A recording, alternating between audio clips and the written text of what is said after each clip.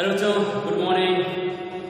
Class 12 आपको पता ही है, हम लोग वैद्युत विभव वाला लेसन पढ़ रहे थे। पिछली वीडियो में हम लोगों ने किसी बिंदु आवेश के कारण विभव की गणना की। बच्चों, आज हम लोग किसी द्विध्रुव के कारण उत्पन्न विभव की गणना करेंगे। तो आज के हमारे टॉपिक है वैद्युत द्विध्रुव के कारण वैद्युत विभव। वैद्युत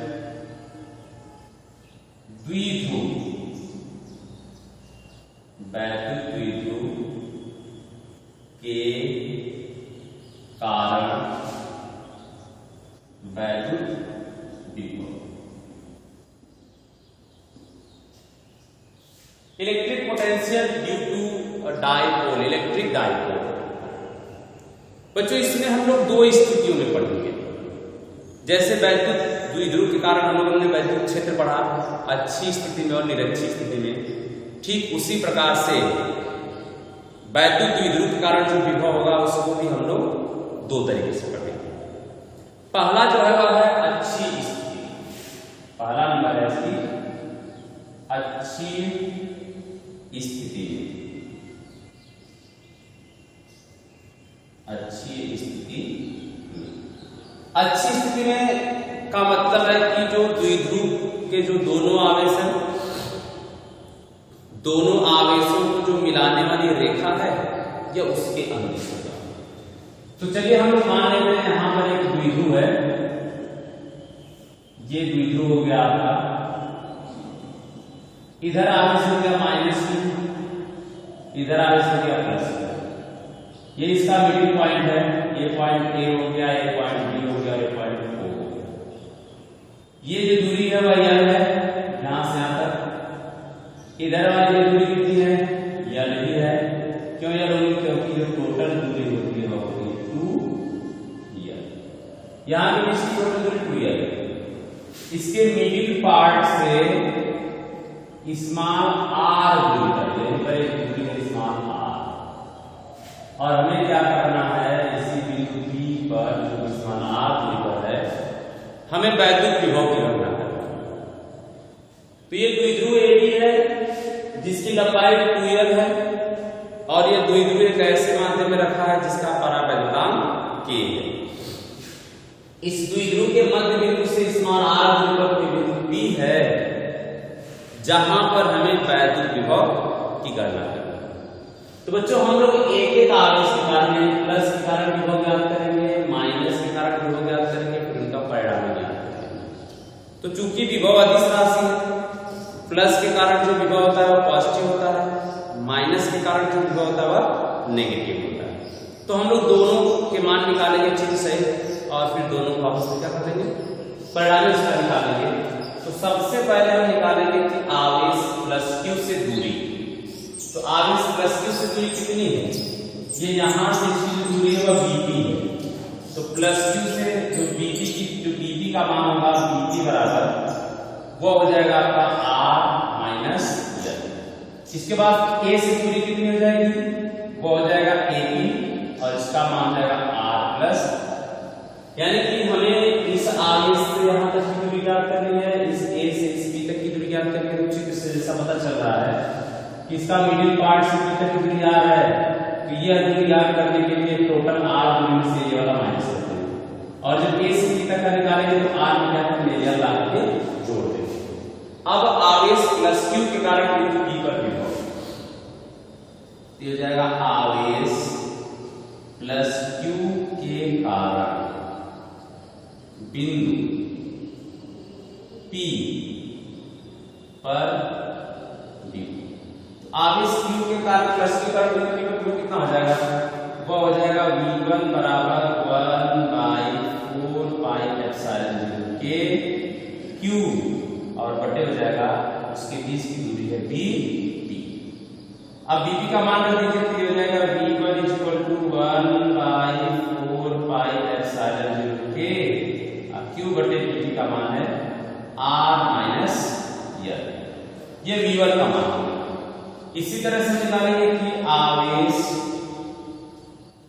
माइनस Q के कारण बिंदु P पर विभव। अब इस माइनस Q के कारण P पर विभव कितना हो जाएगा? वो होगा कि V2 बराबर 1/4 पाई एप्सिलॉन 0 K, और ये हो गया Q, और यहाँ हो जाएगा आपका A। यानी कि माइनस Q की जो दूरी है इस दूरी तक की वो R प्लस L के बराबर है, ये हो जाएगा Q बटे A। अब AP का जब मान रखेंगे तो हमें मिलेगा कि V2 बराबर 1/4 पाई एप्सिलॉन 0 K, ये हो गया Q, और AP का मान हो गया R प्लस L। अब बिंदु P पर परिणामी विभव कितना होगा? बिंदु P पर परिणामी विभव। तो चूंकि विभव एक अदिश राशि है, विभव क्या है? अदिश राशि।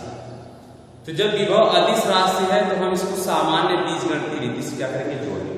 तो चूंकि देखिए माइनस आर से इसके कारण क्या था कि हम लोग माइनस करेंगे, ये भी क्या हो जाएगा? माइनस, यानी माइनस में विभव माइनस और प्लस में विभव प्लस। तो इसलिए v बराबर हो जाएगा v1 प्लस v2। मान रख दीजिए v बराबर 1/4 पाई एप्सिलॉन 0 K, अब Q बटे v1 का मान कितना है आपका? R minus L, minus 1/4 pi epsilon 0 K Q बटे R प्लस L। ये ध्यान रखिएगा यहाँ पर पॉजिटिव का यहाँ पर नेगेटिव से लगा है क्योंकि ये वाला v क्या है? माइनस, क्योंकि माइनस Q का। अब इसमें से Q बटे 4 पाई एप्सिलॉन 0 कॉमन, यानी कि Q बटे 4 पाई एप्सिलॉन 0 K कॉमन हो गया। ब्रैकेट में बचेगा R माइनस L और माइनस 1/R प्लस L, ये बच गया इधर। अब इसका एलसीएम ले लीजिए, एलसीएम हो जाएगा Q बटे 4 पाई एप्सिलॉन 0, और ये हो जाएगा एलसीएम इसका R माइनस L और R प्लस L। दोनों का मल्टीप्लाई करके हम इससे निकालेंगे। अब इससे हम क्या करेंगे? इसमें भाग करेंगे, तो R माइनस L से भाग होगा तो R माइनस L कैंसिल हो जाएगा, R प्लस L बचेगा। उसका मल्टीप्लिकेशन 1 में होगा तो बचेगा R प्लस L, माइनस इससे भाग लगाएंगे तो प्लस वाला कट जाएगा, ये माइनस वाला बचेगा, इसका पूरा 1 में हो जाएगा R माइनस L, इतना हो जाएगा। इसका ब्रैकेट हटा दीजिए, ब्रैकेट हटाएंगे तो अंदर माइनस पूरा हो जाएगा, तो 4 पाई एप्सिलॉन 0 K, ये हो जाएगा R plus L minus R plus L। और नीचे देखिए क्या है, एक ब्रैकेट में R माइनस L है और एक ब्रैकेट में R प्लस L, यानी A minus Q into A plus Q, ये A square minus B square हो जाएगा। A square minus B square होने का मतलब है कि R स्क्वायर माइनस L का स्क्वायर हो जाएगा। अब ऊपर में देखिए R से R क्या हो गया? कैंसिल, L और L मिलकर 2L हो जाएगा, यानी V बराबर A बचेगा आपका 1/4 पाई एप्सिलॉन 0 K, और यहाँ बचेगा Q और इंटू L, और बटे R स्क्वायर माइनस L का स्क्वायर हो जाएगा। तो बच्चों इसको आपको पता होगा Q इंटू 2L, किंतु ये जो Q इंटू 2L है, Q और इंटू 2L इसका जो मान होता है वो P क्या होता है? बराबर। और P क्या है? P को हम कहते हैं द्विध्रुव का आघूर्ण, ये द्विध्रुव का आघूर्ण कहलाता है। अब क्या करें, इसमें मान रखेंगे तो आपको मिलेगा V बराबर 1/4 पाई एप्सिलॉन 0 K, ये हो जाएगा P और R स्क्वायर माइनस L का स्क्वायर। तो चूंकि जो L होता है ना, ये बहुत ही अल्प होता है, बहुत छोटी राशि है। आपको एग्जाम्पल बताया गया द्विध्रुव में कि जैसे कोई HCl है, HCl तो हाइड्रोजन और क्लोरीन के अणुओं के मध्य की दूरी बहुत ही कम है। तो जब L का मान बहुत कम है, मतलब उसका आधा करके स्क्वायर करेंगे तो उसका मान क्या होगा? और भी ज्यादा छोटा हो जाएगा। तो इसलिए L को हम क्या करते हैं? नगण्य मानेंगे, कहेंगे कि यदि जो यल है वो लेस देन आर हो तो क्या करेंगे यल स्क्वायर को नगण्य लेने पर। तो यल स्क्वायर क्या करते हैं नगण्य। तो जब नगण्य लेंगे तब क्या मिलेगा तब मिलेगा कि v बराबर 1/4 पाई एप्सिलॉन 0 के और यहाँ मिलेगा p और बटे कितना r का स्क्वायर। तो v बराबर 1/4 पाई एप्सिलॉन 0 क्यूब और p बटे क्या मिलेगा r का स्क्वायर मिलेगा। देखिए जब किसी बिंदु आवेश के कारण विभव होता है तो वहां पर स्क्वायर नहीं आता है, यहाँ स्क्वायर नहीं आता है। लेकिन जब द्विध्रुव के कारण विभव लेते हैं तो यहाँ पर r स्क्वायर आता है। तो ये तो हो गया कि जब कोई माध्यम या निर्वात द्रव तो हवाई निर्वात में क्या होगा वायु या निर्वात के लिए वायु निर्वात में k का मान होता है 1 हो जाएगा। इसलिए अब विभव का सूत्र हो जाएगा 1/4 पाई एप्सिलॉन 0 और p बटे r का स्क्वायर। तो यह जब दोनों आवेश वायु या निर्वात में होंगे उस दशा में वैद्युत विभव का सूत्र है। ठीक है, तो ये जो सूत्र की हमने गणना की यह अच्छी स्थिति में सूत्र निकाला जाता है। इसी तरह से बच्चों एक निरक्षी स्थिति भी इसकी होती है। अब हम लोग ज्ञान करेंगे कि निरक्षी स्थिति में किसी वैद्युत द्विध्रुव के कारण वैद्युत विभव का मान कितना होगा, इसको अच्छी तरह से समझ लीजिए। आप नोट्स भी बना सकते हैं। ठीक है, तो अब देखिए दूसरी वाली स्थिति।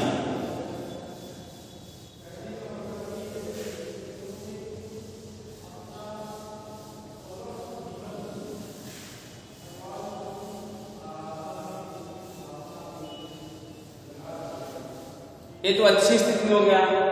अब दूसरा हम लोग का है निरक्षी स्थिति में।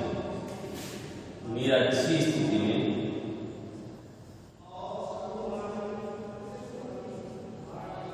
स्थिति में इसका मान क्या है?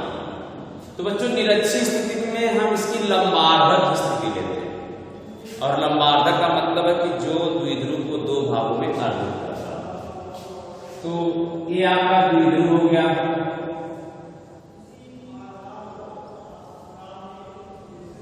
इधर आवेश आपका है -q और इधर आवेश का है आपका प्लस। ये इसका मिडिल पार्ट हो गया, ये पॉइंट A और यहाँ पॉइंट B और ये पॉइंट आपका। इसका जो आधा पार्ट है यहाँ इधर वाला VL है इधर वाला और टोटल जो दूरी है वो कितनी है 2VL। ये दूरी क्या है 2VL। अब यहाँ से आप लंबार्धक ये जब लंब खींचेंगे तो इसके लंबार्धक वाली रेखा पर आपका ए पर एक बिंदु क्या है P और इसकी जो मध्य बिंदु से जो दूरी है समान।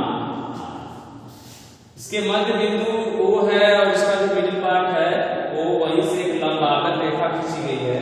मतलब ये वाला कोण और ये वाला कोण कितना होगा 90 डिग्री के बराबर। तो इस मान R जो कोई बिंदु P है और वहीं पर भी क्या करना है P होगा। इसके लिए आप A और B से मिला दीजिए। ये B से मिल गया और ये A से मिल गया, हमने मिला दिया। ठीक है, तो ये दोनों को मिला दिया। इस प्लस B के कारण बिंदु P पर भी हो गया तो बिंदु C का भी होगा। तो सबसे पहले हमको जो दूरी है वो ज्ञात करनी पड़ेगी A P और B की। तो चूंकि देखिए 90 अंश का कोण है, ये 90 अंश का कोण है, ये वाली दोनों भुजाएं आपस में क्या है बराबर। यानी कि ये जो आपका होगा कि OA जो है वह बराबर है OB के और कितना है L। और जो कोण है आपका AOP बराबर BOP ये क्या है 90 डिग्री। और जो भुजा बीच की है OP ये क्या है उभयनिष्ठ है। OP क्या है आपके उभयनिष्ठ। तो बच्चों किन्हीं दो त्रिभुजों में कौन कौन से में ये जो दो त्रिभुज हैं यानी कि त्रिभुज आपका है कि AOP व त्रिभुज आपका है कि BOP। इन दोनों त्रिभुजों में कंडीशन भुजा एंगल भुजा यस ए यस, यानी कि यस ए यस कंडीशन फॉलो करेगी। तो ये जो त्रिभुज हुआ कौन सा ए ओ पी, ये सर्वांशम हो गया त्रिभुज पी ओ पी, ये दोनों त्रिभुज सर्वांशम। तो सर्वांशम हो गए तो इसलिए ये जो ए पी है वह बी पी के क्या हो जाएगा, यानी कि ए से लेकर बी तक की दूरी और बी से लेकर बी तक की दूरी आपस में क्या हो जाएगी, बराबर। तो जब ये दोनों दूरियां बराबर हो गई तो अब इसकी मान निकाल लें। तो कोई समकोण त्रिभुज देखिए, तो समकोण त्रिभुज कोई त्रिभुज आपका ए ओ पी में, दोनों में से कोई त्रिभुज देखिए। इसमें से जो ए आपका ए पी जो है वो कर्ण है, इसका जो मान होगा अंडर रूट में R square plus A square क्या जाएगा, बराबर। तो ये ही हो जाएगा आपका अंडर रूट में R square plus A square, और ये भी हो जाएगा अंडर रूट में आपका आर स्क्वायर प्लस एल का स्क्वायर। ये दोनों डिस्टेंस आपस में बराबर। अब प्लस क्यू के कारण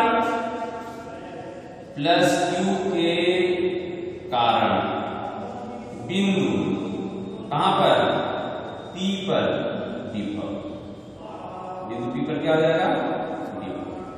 तो वह विभव हो जाएगा v1 बराबर 1/4 पाई एप्सिलॉन 0 के, अब q बराबर कितना हो जाएगा, हो जाएगा आपका a। अब माइनस q कारण क्या हो जाएगा, माइनस q के कारण विभव। तो माइनस q कारण जो विभव हो जाएगा वह हो जाएगा आपका v2 बराबर 1/4 पाई एप्सिलॉन 0, ये माइनस कर दिया q बटे dp। तो बिंदु p पर परिणामी विभव, बिंदु p पर परिणामी विभव हो जाएगा v बराबर v1 प्लस v2।